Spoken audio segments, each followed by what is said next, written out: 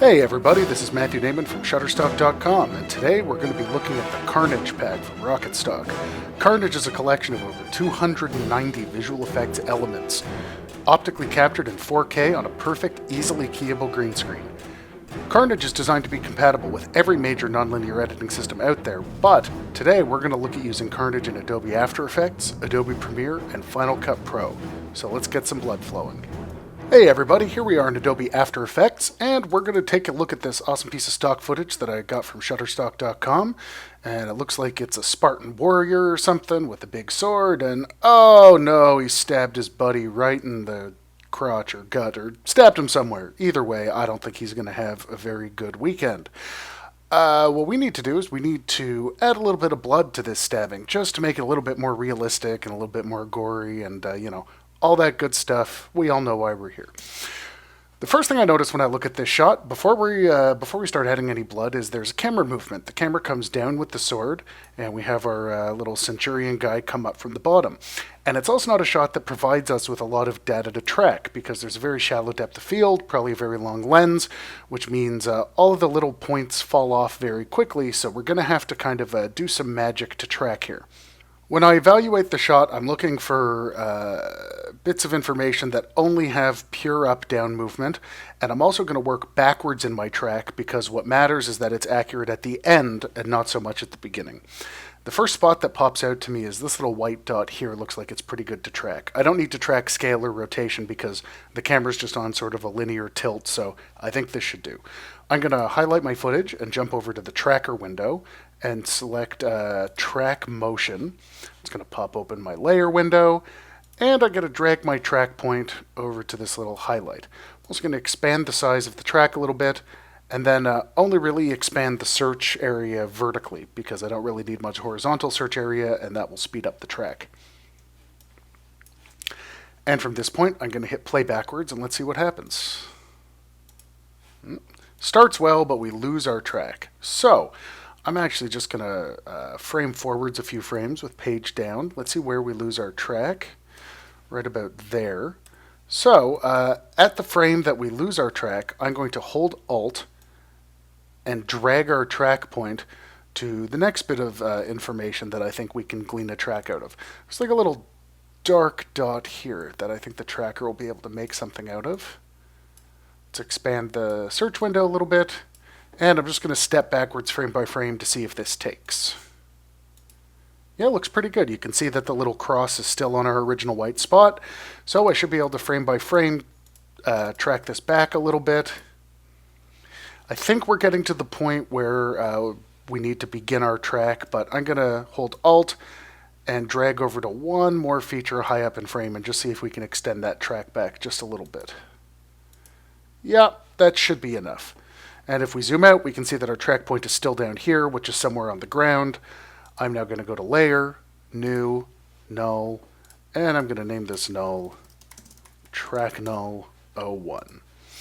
Going to jump back into our tracker panel, Edit Target. It's already selected Track Null 01. OK, Apply. And our shot is now motion tracked. Fantastic. You can see that this little null stays right in place. And if I were to say add a solid, maybe a red one, just as a demonstration, I can attach that solid to that track null, and it moves around with our camera from the point that we need it to. Perfect. Let's get rid of that. Now what we need to do is find some blood to add to this scene. So I'm going to pop open the Carnage assets, and boy, are there a lot of them. I think there's something like 240 elements in this pack. It's really quite a varied pack, and everything's very, very easily keyable, shot on perfect green. I think the green may even be sort of enhanced slightly to make keying easier. Awesome. I'm going to jump down to the Carnage streams, and I'm going to select blood stream, 60 frames per second, 12. And as you can see, we have this sort of hilarious vertical geyser of blood. Awesome. I'm going to drag this down into our composition, and let's just get our timing right. You also see the footage is huge. I'm working in 1080p, and the footage far outstrips the composition I'm working in, shot in 4K. So I'm just going to scale it down and get it roughly in the right spot. Let's see, sword hits about there. Geyser would start from out of frame. maybe down there-ish. And then I'm going to parent the bloodstream to the null, and it's up too high, probably down around there. And then I'm also going to hold the Y key and grab the anchor point and shift it down to the bottom of the stream, just in case I decide I want to rotate it or scale it. It'll scale up and down from that point and not from the center, so I won't have to readjust any positioning. Brilliant. Stab, blood. Now, as you can see from the name of the clip, the bloodstream is rendered at 60 frames per second, which is normally a problem, and for realism you'd have to speed it up. But thankfully we're working on some slow motion footage, which is also running at around 60 frames a second, so it works out nicely. The first thing I'm going to do is I'm going to run a key on this footage. There's a couple of different keyers available for Adobe After Effects, but we're going to stick with what it comes with, the best of which is Keylight 1.2. In Keylight, you want to select your green screen with the screen color eyedropper, and you'll see immediately it does a pretty good job knocking out that green background, and does so throughout the whole duration of the clip. There's really not a lot of advanced settings we need to get in here. The only thing you may want to do is pre-blur the screen a little bit, just to take some of those hard edges off. You'll see if I sort of really exaggerate it, what happens. Things start getting a little bit blurry and areas kind of contract in a little bit. You will notice there's still a faint box around the edge. Has to do with the way that the video is rastered. The edge pixels are probably a tad brighter, so we can get around that just by cranking up the gain of the screen a little bit. Yeah, that should do just nicely. We got no box around there now. Lovely. You'll see our next problem is that the blood is going in front of this guy's leg and arm, despite the fact it should be coming out from underneath. So I'm going to show you a really neat, fast way to mask this blood out. This is a technique I use quite a lot. So the first thing I'm going to want to do is I'm going to want to make a new solid. That was a light. I'm going to want to make a new solid. So I'm going to call this solid Blood Mask 01. And let's make it just a nice, easily discernible color like blue, and drop it on top. I'm going to put it on top of the track null and parent it to the track null. And then I'm going to turn down the opacity a bit, just so I can see what I'm doing. Now I'm going to select our pen tool, and I'm going to roughly trace out the shape of our foreground onto this solid. You could do this with the shape layer as well, with the spline tool. There's a couple of different ways to do this. I don't know why. I tend to feel sort of most at home using solids. Yeah, just down maybe to mid-leg. That should be okay. Ooh, this guy does not wax. Back up around here, across there. Up around his elbow. Perfect. So now, as you can see, when I turn up the opacity all the way, we have a blue solid that basically describes the outline here. If I was doing a more complex mask here, I would make this out of many different pieces, but it's not necessary for this. Most of the masking is going to come from the fact that this mask is parented to the camera null. So as you can see, it stays kind of in place as the camera moves, and there's only some slight tweaks to make to its shape.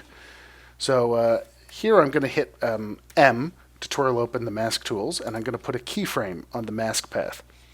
I'm also going to go and turn down the opacity again, just so that I can see what I'm doing. Now that I have a keyframe set, which can be revealed by pressing U, I'm just going to frame back through the keys using page up. And I'm going to grab a bunch of these points at a time. It really doesn't have to be super accurate for our purposes here. And I'm just going to adjust the mat a little bit so that it stays stuck to him a little bit better. And I'm only going to focus on the areas that the blood traverses.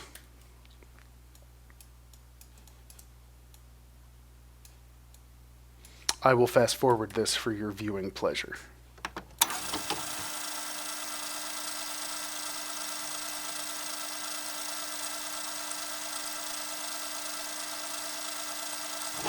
Okay, that's it. So we've got our mask that very roughly follows the outlines of our foreground character.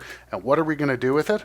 Well, I could use it as a subtraction mask on the blood, but I'm actually going to duplicate our base footage, throw it back on top of the blood, and then use that blood mask 01 as an alpha matte for our footage.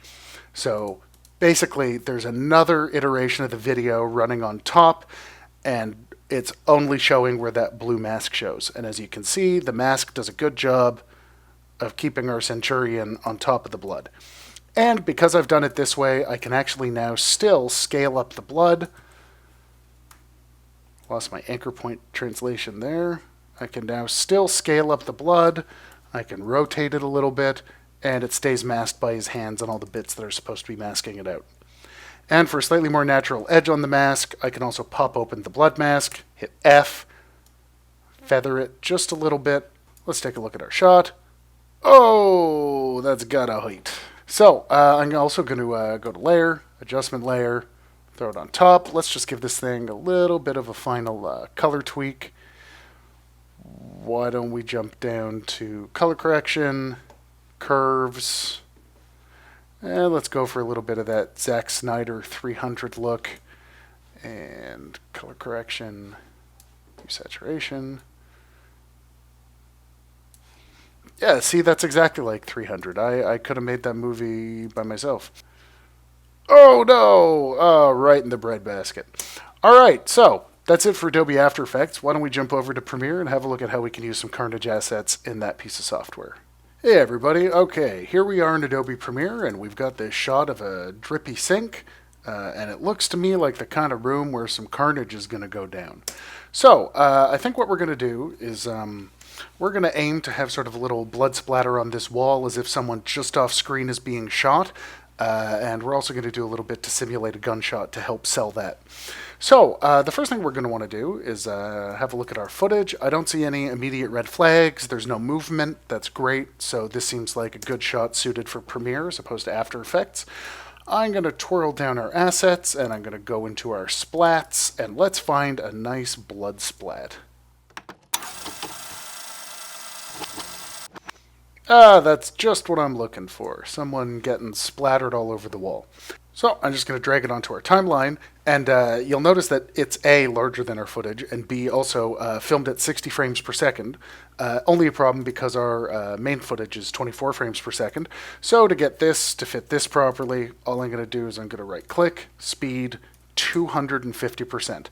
Why 250%? Well, because what do you multiply 24 by to get 60? 2.5, roughly. Maybe exactly. I don't know, I failed math. That's why I'm doing tutorials. Enter. Okay, so now you'll see the blood seems to play in real time. Excellent. I'm going to jump over to Effects Controls, and I'm going to scale it down and put it in roughly the right spot. Wireframe tool, and let's drag it just about up there. Awesome. Blam. Let's delay it a little bit so we got some time. Love it. First, let's get rid of all this green and get our blood color matched properly. So I'm going to jump into Effects, and in the search window, I'm going to type Ultra. We're going to apply Ultra Key. So, Ultra Key, you select your eyedropper, click green, and you'll see that you're left with sort of some nasty edges that don't quite work out.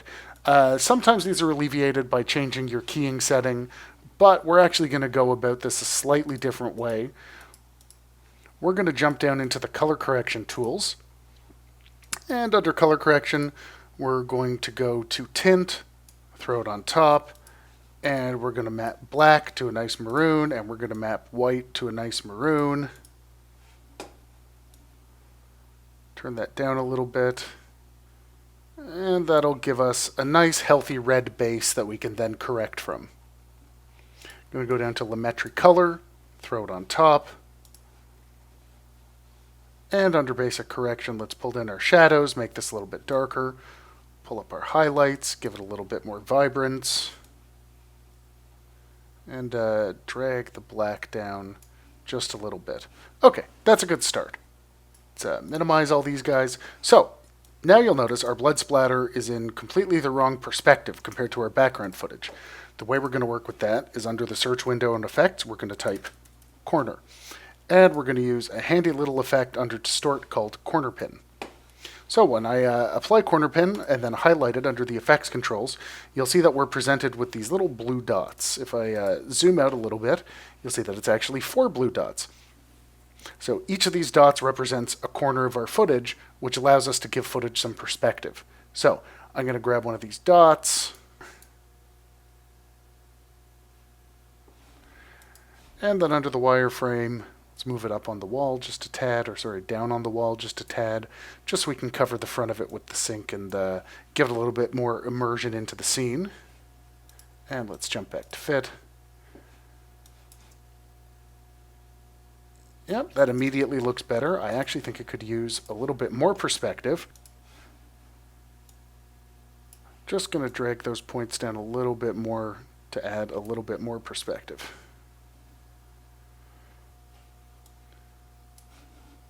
Okay, that looks about right. Let's move our blood down a little bit further, and let's start burying the blood into the scene.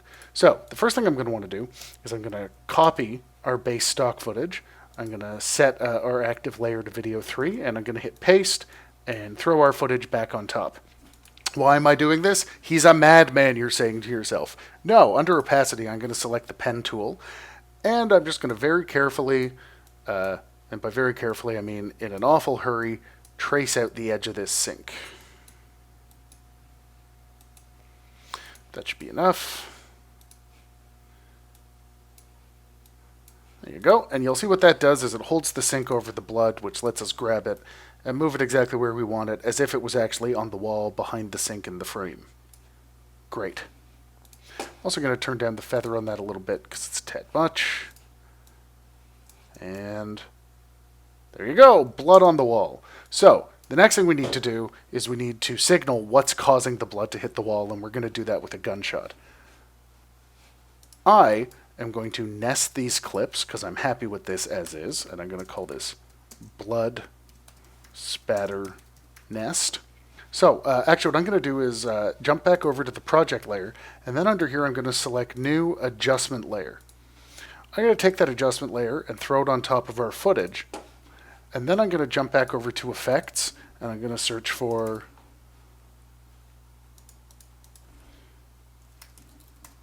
Lumetri color. I'm going to throw Lumetri color on the adjustments layer and jump into the curves tool, and I'm going to pull up the curves a little bit there, a little bit higher there, and why don't we make things a little bit orange. Excellent. The next thing I'm going to want to do is I'm going to want to add a couple of masks. So under Lumetri, I'm going to add a mask roughly where that blood splatter hits, and let's not have that contaminate the sink.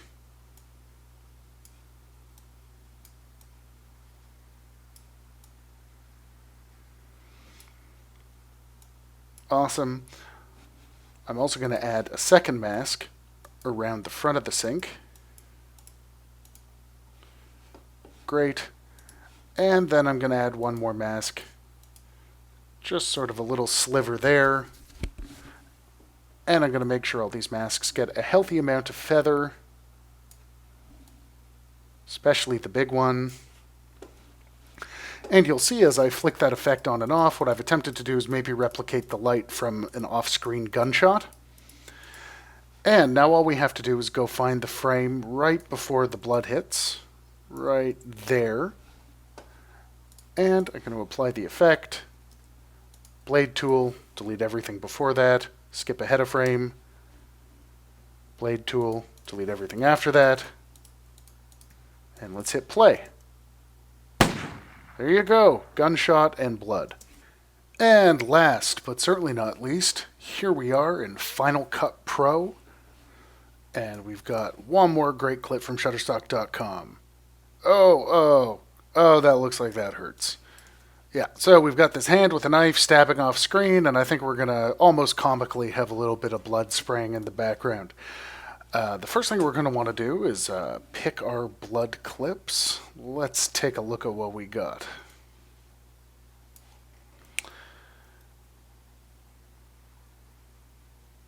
There's so many great clips in the Carnage pack, it can be a little bit tough to choose at times, but I think we're going to go with this bad boy here. Let's just throw it on the timeline so that we got it out of the way. I think we're going to go with this guy here. And then I think we're also going to go with this guy right about here. Excellent. Now, the first thing I'm going to want to do is I'm going to want to speed up each of these clips because our original footage is in 30 frames a second and all these clips are in 60.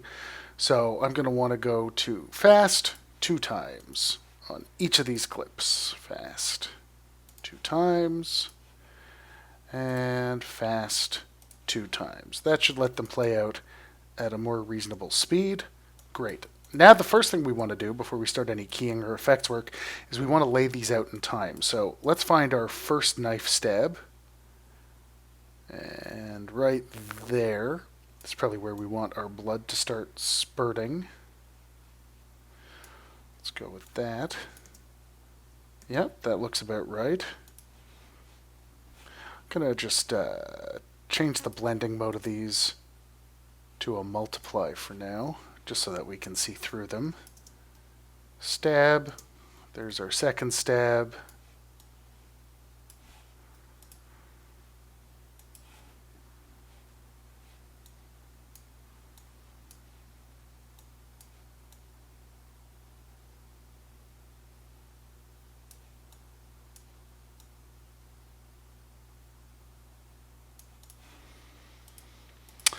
And multiply for this last one. Stab.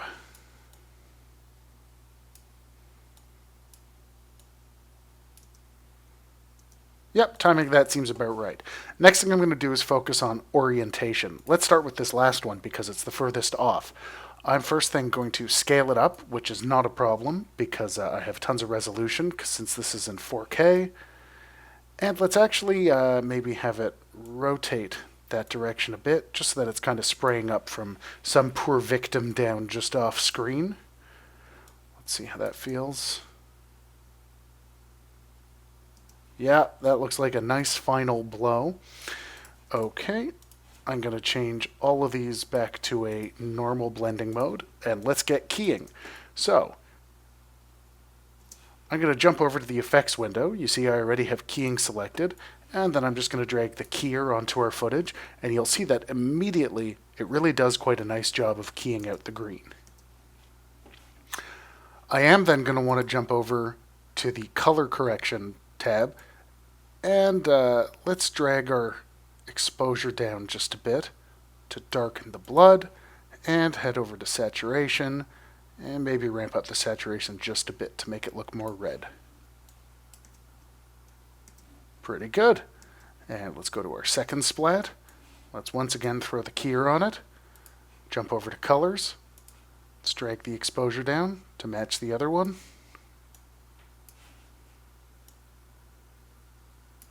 And let's jump over to saturation. Turn up saturation a bit. I actually think the exposure on this one can come down more. Perfect. Stab, stab, and a big final splat. Let's throw the keyer on there. You'll notice this one gives us a little bit more trouble just by the nature of it being more motion blurred. I'm going to jump back to our video inspector. Just going to make sure that this is set up the way that I'd like it to be. Sometimes you can get bad results if too much of the holes are being filled, or depending on the spill level, you can see more, less spill. Less is going to leave more information, but you're going to see more green. But under matte tools, I'm probably just going to want to shrink the matte just a tiny bit, and also just soften it a little bit so that it's not quite so hard-edged. Great. Back under color, I'm going to go to exposure, turn down the exposure. And under saturation, I'm actually maybe going to bring the saturation of this one down a little bit so that it matches the other blood a little bit better. Brilliant. Let's have a look so far. Goes stab, stab, splat. Great! Now, I'm sure you've all noticed one glaring issue, which is that the blood is on top of our stabbing hand. None of us ever want to get blood on top of the stabbing hand. So, what we're going to want to do first is, why don't we select all 3 of these clips, right-click and select New Compound Clip. Let's call it Blood Splatters, and that'll just clean up our timeline a little bit and get things out of the way. The next thing I'm going to want to do is I'm going to want to copy and paste our original clip and drag it on top so that it matches the first clip perfectly. Now, why on earth would we do this? Well, I've noticed that this clip has a tremendous contrast between the background and the foreground, and that means that we can use a different keyer, the Luma keyer. So if I grab the Luma keyer and throw it on top of the footage, you can see things immediately look wrong because of one setting. It actually needs to be set to invert.